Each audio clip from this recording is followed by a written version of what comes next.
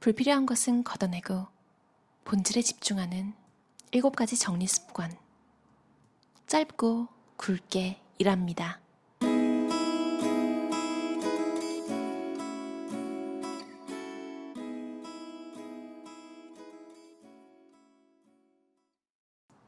정리는 물리적인 업무 공간을 치우는 것만이 아니다. 자신의 일에서 최고의 성과를 내는 방법으로서 정리를 말한다. 너저분한 책상은 물론 비효율적인 시간 관리, 쓸데없는 업무, 불필요한 회의, 의미 없는 관계 등 귀중한 시간과 에너지를 빼앗는 모든 잡동사니를 제거하는 것이다. 정리정돈을 제대로 하면 직장에서도 얼마든지 만족할 수 있다.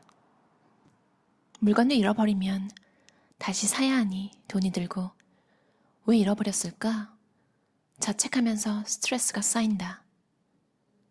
무엇보다 가장 아까운 것은 잃어버린 물건을 찾느라 허비한 시간이다. 지저분한 업무 환경이 발휘하는 영향력은 이처럼 의외로 파괴적이라 할 수 있다. 지금 여기서 일하는 것이 진정으로 좋은가? 매일 이 책상에 앉아 일하는 것이 정말로 신나고 즐거운가? 여기서 내 창의력을 100% 발휘하고 있다고 확신하는가? 내일도 이 자리로 돌아오고 싶은가? 지저분한 업무 환경에서 의욕이 감소하는 이유는 이렇다. 첫째, 뇌에 과부하가 걸린다. 주변에 물건이 많을수록 뇌에는 점점 더 심하게 과부하가 걸린다. 이런 상황에서는 자신에게 가장 중요한 것, 다시 말해 의욕을 끌어올리는 것을 찾기 어렵다. 둘째, 물건과 정보, 업무가 넘쳐나 감당하지 못할 정도가 되면 통제력과 선택 능력을 잃는다. 주도적으로 무언가를 시도하거나 결정하지 못해 일에 대한 열정을 잃는다. 직장에서 보내는 하루를 구체적으로 그려보면서 자신이 어떤 직장 생활에 설레는지, 일에서 중요하게 여기는 가치는 무엇인지 스스로 생각해보는 것이 정리의 첫 단계이자 성공을 결정짓는 중요한 요소다. 정리를 하고 싶은 근본적인 이유는 무엇인가? 어떤 직장 생활을 꿈꾸든 최종 목표는 똑같다. 즐겁고 행복한 직장 생활이다. 이를 실현하기 위해 반드시 간직해야 하는 것은 3가지다. 첫 번째는 좋아하는 펜과 좋아하는 디자인의 메모지, 혹은 사랑하는 사람의 사진처럼 개인적으로 영감을 주는 것들이다. 두 번째는 스테이플러나 튼튼한 박스 테이프처럼 업무에 도움이 되는 기능적인 물건으로 자주 사용하는 것들이다. 세 번째는 자신의 성장을 보장해주는 것들이다. 예를 들어 그다지 흥미없는 프로젝트 관련 서류라도 성실하게 작성해서 끝내놓으면 경력에 플러스가 된다.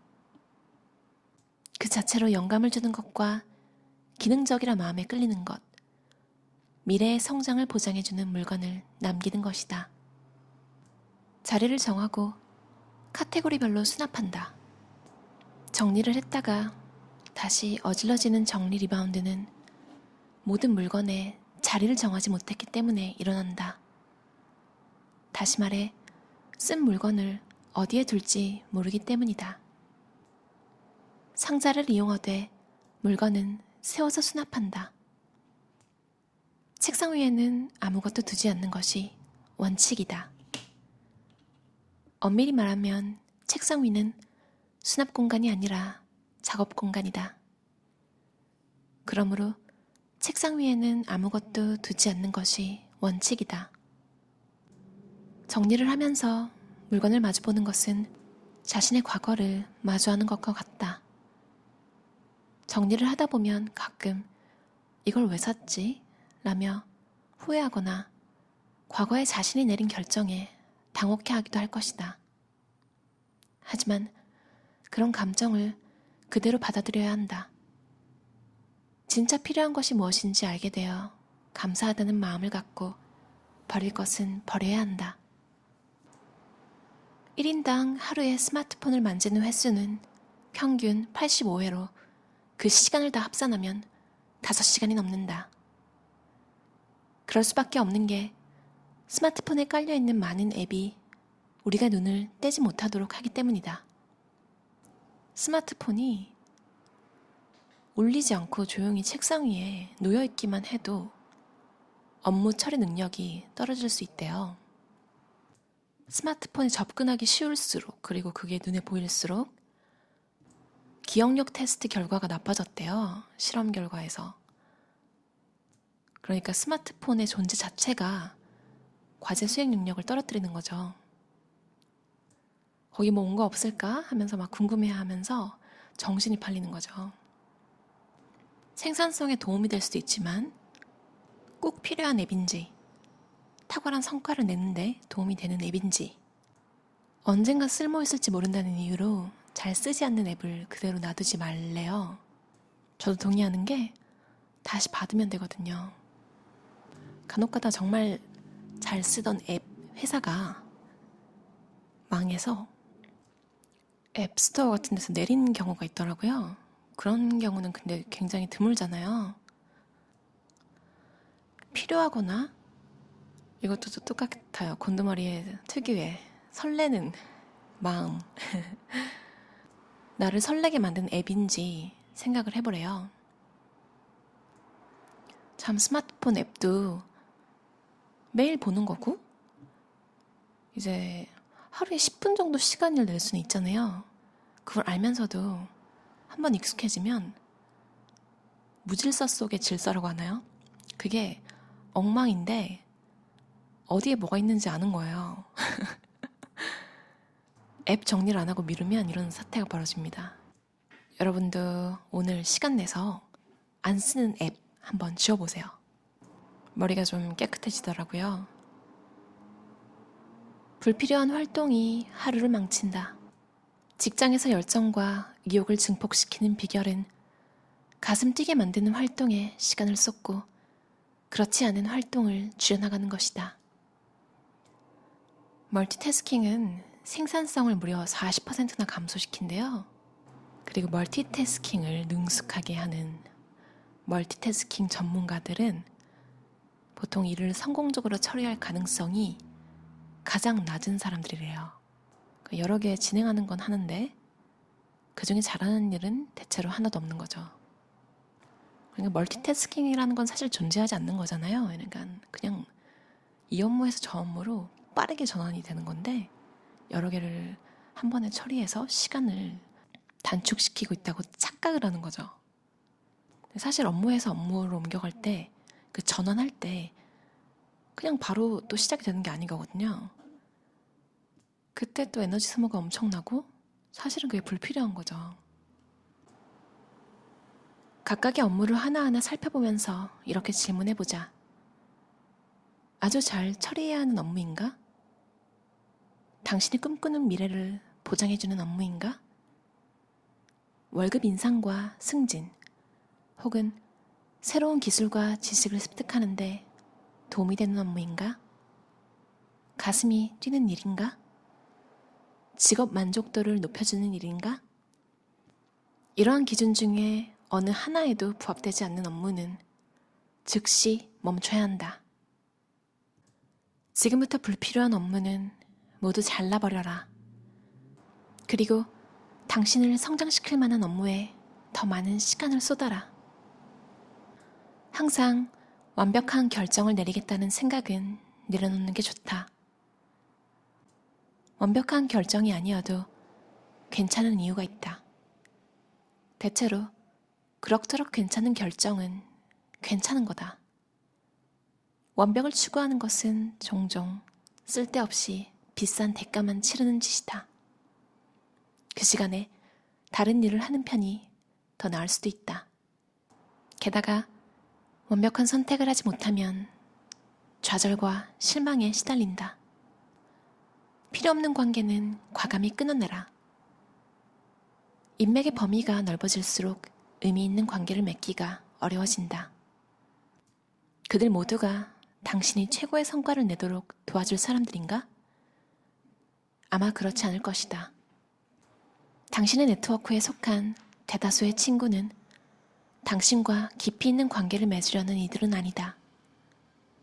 도움이 필요할 때만 당신을 찾을 뿐이다. 일과 성장을 도와줄 인맥 구축에서 가장 중요한 요소 중 하나는 자신이 어떤 관계를 좋아하는지 아는 것이다. 어떤 사람은 많은 친구들에게 둘러싸여 시간 보내는 것을 좋아한다. 반면 소수와 깊은 관계를 맺는 편을 선호하는 사람도 있다. 그저 이름만 가득한 네트워크를 보면서 뭔가 잘못됐다는 생각이 드는가? 그렇다면 그것이 바로 네트워크를 재구성해야 한다는 신호다. 가치 있는 관계를 찾아내고 남기기로 한 관계를 잘 관리하자. 더 이상 필요 없는 관계는 그동안 고마웠다고 감사하고 끊어내자.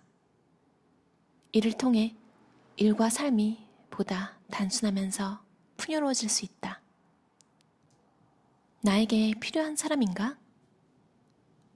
일과 생활에 대한 내 비전 향상에 도움이 되는 사람인가?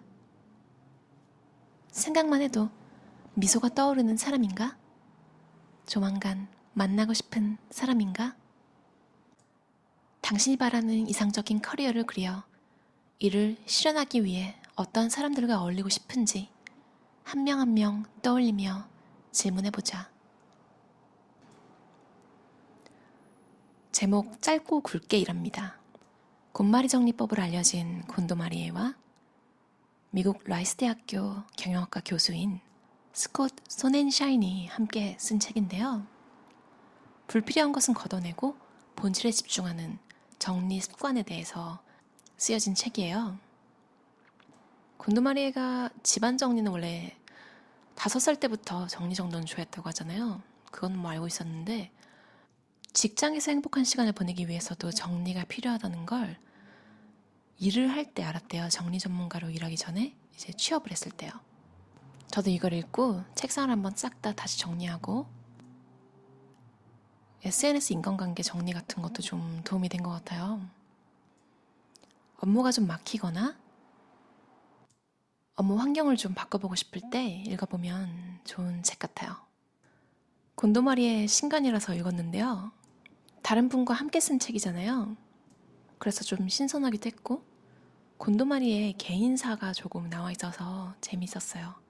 곤도마리에가 되게 싹싹해 보이고 똑부러져 보이잖아요. 근데 아무래도 일이 너무 바쁘니까 스트레스를 받았었나 봐요. 그래서 본인도 이제 미국에서 업무를 할 때 스트레스를 받으니까 남편한테 이제 불평을 한 거죠. 일정이 너무 빡빡해서 쉴 틈도 없어. 쉬지도 못하는데 어떻게 일을 잘할 수 있겠어. 막 이 정도는 약하고 스트레스 심한 날은 글로 옮기기도 부끄러운 말을 많이 했대요. 남편 좀 잘 만난 것 같아요. 남편이 딱 한 말이 당신이 진심으로 하고 싶지 않은 일은 언제든 그만둘 수 있고 인터뷰 취소하고 싶으면 내가 연락해서 취소하고 사과할게. 조직에서 일하는 게 싫으면 회사를 그냥 접자. 그냥 차분하게 말했대요. 진짜 너무 좋지 않나요? 뭔가 짜증인데 솔직히 짜증이 아니잖아요. 그냥 스트레스를 받은 건데 저런 말 했을 때 옆에 답답한 사람 있으면 이제 짜증이 더 날 수 있거든요. 저렇게 말했다고 해서 네가 하고 싶은 거 한 거잖아. 막 이런 같은 말이잖아요. 근데 남편이 한 말이랑 같은 말인데 어투부터 그러니까 스트레스 받아가지고 이미 짜증을 내고 있는 자신한테도 짜증이 난 상황인데 옆에서 그러면 정말 그냥 그래 진짜 때려치자. 사업 접는 거죠. 저도 저렇게 곤도마리의 남편처럼 누군가 힘든 얘기를 했을 때 상황에 맞는 이야기를 해줄 수 있는 사람이 되면 좋겠네요. 그럼 여러분 들어주셔서 감사합니다.